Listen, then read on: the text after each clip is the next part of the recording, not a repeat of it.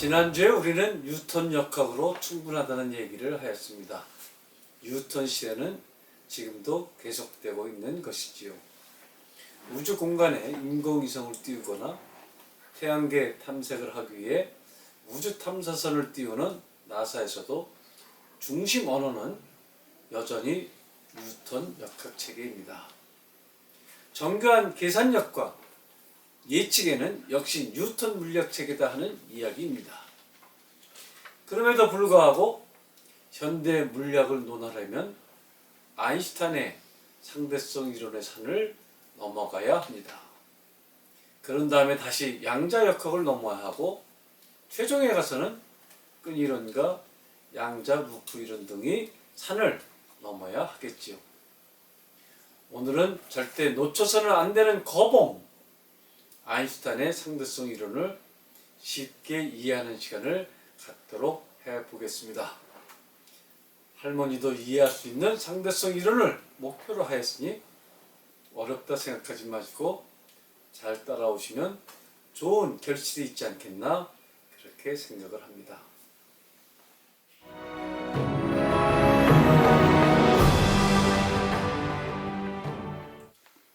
어떠한 사물 하나를 살피는데도 보는 사람에 따라 각기 달리 보거나 해석도 다르게 하는 게 보통입니다.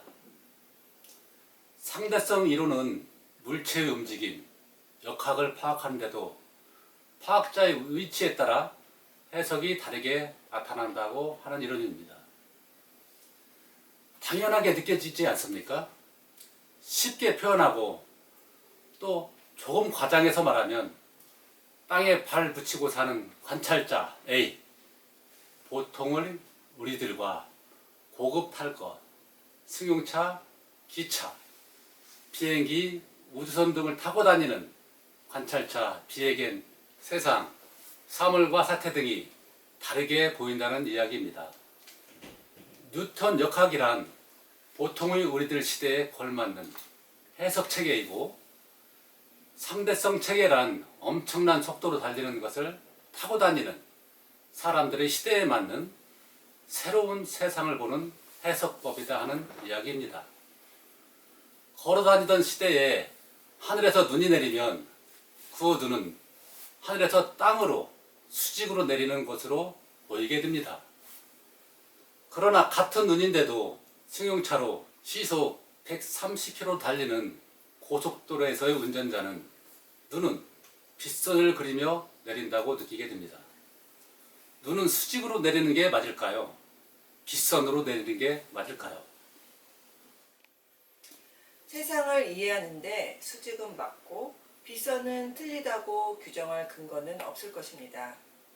우리 보통 인간계, 지구 중력하에 있는 고정 좌표계에서는 수직이 맞겠지만 꼭 이 좌표계만 쓰라는 법이 어디 있겠습니까? 매일 우주 비행선에서 사는 사람이 있다고 치면 이 사람에게도 수직이 맞을까요? 상대성 이론은 기본적으로 이런 이야기인 것입니다. 조금 더 들어가 보기로 하겠습니다. 일반적인 사람들이 보는 세상에 비해 엄청난 속도, 최소 시속 200km라 가정해보고 오토바이로 고속도로를 달린다고 할 때 오토바이 운전자에게는 세상이 걸어다닐 때와는 다르게 보일 것입니다. 속도가 엄청나면 운전자에게는 공간이 수축돼 보이는 현상이 나타납니다. 아인슈타인의 관찰자 A에게 공간 수축 현상이 느껴진다 하는 얘기는 바로 이 얘기입니다. 과거에는 뉴턴 시대쯤 탈 것이 별로 없던 시대이니까 공간 수축이 무슨 말인가 했겠지만 지금은 시속 300km의 KTX도 타보는 시대이니 공간 수축에 대해 알아들을 수 있는 것입니다. 반면에 빨리 움직이는 우주선에 탄 사람의 시간은 육지에서 우주선을 바라보는 사람이 봤을 땐 느리게 간다라는 얘기는 많은 제대로 된 해석이 요구되는 분야라 하겠습니다. 여러분들은 이게 뭔 말인지 이해가 되십니까? 아까 빨리 움직이는 사람에겐 공간이 축소돼 보인다는 말을 하였습니다. 이 말은 자세히 분석해 보면 운동하는 사람이 그렇게 느껴진다는 것이지 실제가 그렇게 축소되지는 않는다는 것이 팩트입니다. 움직이는 사람에게 그렇게 짧게 느껴지는 것입니다. 여러분, 혼돈해서는 안 됩니다. 공간이 짧아지고 늘어나고 하는 법은 없습니다. 빨리 움직이는 사람이 그렇게 느낀다는 이야기입니다. 마찬가지로 빨리 움직이고 있는 사람의 시간도 느려지는 법은 없습니다. 다만 빨리 움직인 사람의 1초간은 지구상에 가만히 구경하는 사람에게는 늘어지는 느낌이 있다는 얘기일 뿐입니다. 이제 좀 이해가 되십니까? 아까는 빨리 움직이는 당사자가 공간 축소를 느낀다는 것이었는데 이번엔 빨리 움직이는 당사자가 아니라 지구상에서 구경하는 사람으로 이해의 주체가 바뀌어 있다는 것을 여러분 눈치채셨습니까? 아인슈타인의 특수 상대성 이론이 제시하는 공간 축소, 시간 지연 이론은 관측자가 누구냐의 기본 전제가 잘못 설정되어 해석된 해석상의 혼란으로 보여집니다. 아인슈타인의 이론을 해설하는 사람들이 쉽게 범하는 오류가 아닌가 싶습니다. 따라서 영화 인터스텔라에 나오는 딸과 아버지의 나이의 역전 현상은 잘못된 해석에 기인하는 오류라고 저는 봅니다. 실제로 이러한 일은 벌어지지 않는다는 이야기입니다. 우주선을 타고 빛과 가까운 속도로 5일간 어디를 갔다 왔다고 치면 이 말 속엔 지구 기준계 5이라는 말이 전제되어 있습니다. 즉 진동 진자 시계로 5일이다 하는 이야기입니다. 갔다 온 거리만 엄청난 것이고 시간은 지구 관성 좌표계 5일이다 하는 게 전제되어 있다 하는 이야기입니다. 5일 뒤에 우주선과 모선은 만난다 하는 이야기입니다. 이런 경우 운동하던 우주선에 탔던 사람들이 느끼는 시 공간에 대한 느낌과 모선에 정지해 있던 사람이 느끼는 시 공간 느낌이 똑같다는 것만큼 분명하다 하겠습니다. 문제는 지구에 정지해 있던 사람이 5일을 느끼는 것과 운동하는 사람의 속도에 따라 이 차이는 어떤 때는 선명하게 시간은 예외하고 어떤 때는 거의 못 느끼는 수준의 차이는 있을 것입니다. 시간 늘어짐 현상도 운동체 쪽이 아니라 지구 관찰자 쪽에서 속도에 따라 어떤 때는 상당히 늘어져 보이고 어떤 때는 거의 못 느끼는 편차가 있을 것입니다. 이 모든 것들은 자연 현상을 보고 측정을 할 때 그 기준계가 무엇냐에 따라 다르게 느껴진다는 것, 그 이상 아무것도 아니다 하는 이야기입니다. 이것만 가지고는 아인슈타인 이론의 제대로 된 평가 가치를 하기는 부족하다 하겠습니다.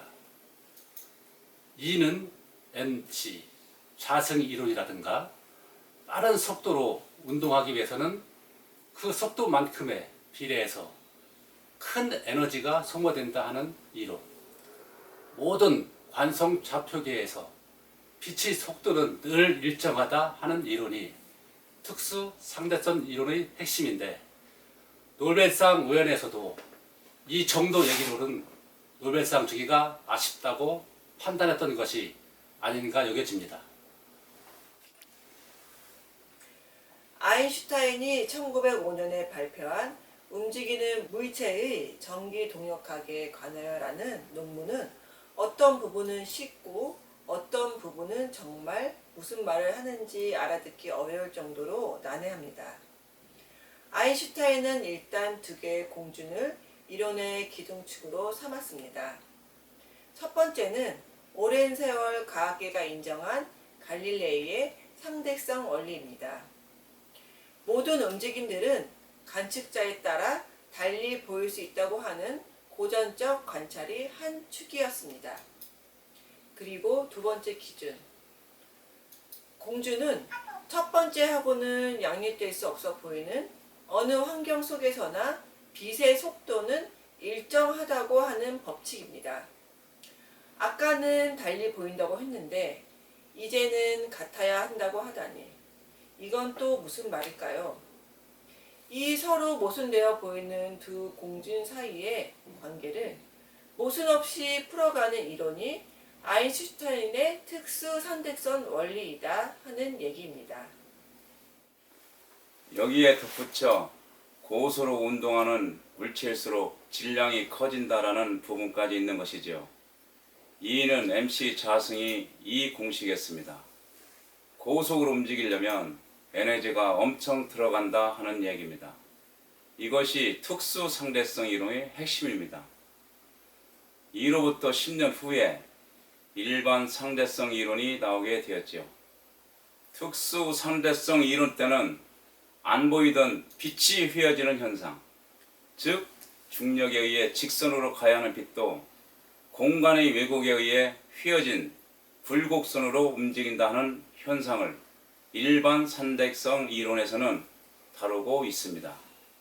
아인슈타인은 중력에 의해 공간이 왜곡, 휜다 하는 것을 최초로 제기했고 이러한 주장이 후에 에딩턴에 의해 실험적으로 촬영되어 나오자 과학 저널들에 의해 일약 세계적 스타로 등극하는 것이었죠. 한마디로 대중 매스컴이 만든 스타라는 의미도 있다고 봐야 할 것입니다. 물리학자가 연예인 수준으로 인기 스타가 되었다는 것이 좀 이상하지 않습니까? 아인슈타인이 유대인계 독일인이라는 것도 작용했을 것이고 그가 살던 시대가 인류 역사 이래 가장 극적이고 비극적인 분쟁 시대였다는 것, 그리고 이런 비극이 이는 MC 자승이 가리키는 원자탄으로 최종 종식되었다는 것 등으로 그의 물리학은 뉴턴 시대와는 비교할 수 없는 온갖 극적인 표현이 가능한 물리학이었다 하는 느낌을 지울 수가 없다 하겠습니다. 할머니도 이해할 수 있는 아인슈타인의 상대성 이론이다 하니까 무척 쉽지 않겠나 생각했는데 여전히 어렵다 느껴질지 모르겠습니다. 할머니도 할머니 나름이니까 제가 꼭 틀린 말을 한 것은 아닐 것입니다. 그러나 아인슈타인의 이론은 사실은 대단히 어렵습니다. 저는 진리라는 것이 어려워서는 진리가 아니다라고까지 생각하는 사람입니다. 부처님도 예수님도 마호메트도 공자, 맹자, 순자도 노장자도 이해 못하는 수식으로 가득한 진리는 진리가 아니다라는 생각까지 하고 있습니다. 하나님이 과연 수학자였을까요? 하나님은 수학으로 설명하는 상대성 이론과 양자역학 끈이론을 이해하실 수가 있겠습니까? 우리의 일상언어로 하나님의 세계를 잘 설명해내는 것, 이것이 모든 인문과학자들의 꿈이 아닐까요? 오늘은 여기까지 하겠습니다. 여러분 좋으셨다면 구독과 좋아요, 응원 댓글 3종 세트 꼭 부탁을 드리겠습니다. 여러분의 응원이 저희 방송이 명품 방송이 되는데 결정적인 역할을 해 주실 것입니다. 할머니도 이해할 만한 상대성 이론은 두 번째 버전을 한 번 더 편집하도록 하겠습니다. 그럼 다음 시간에 다시 만나 뵙도록 하겠습니다. 안녕히 계십시오. 감사합니다.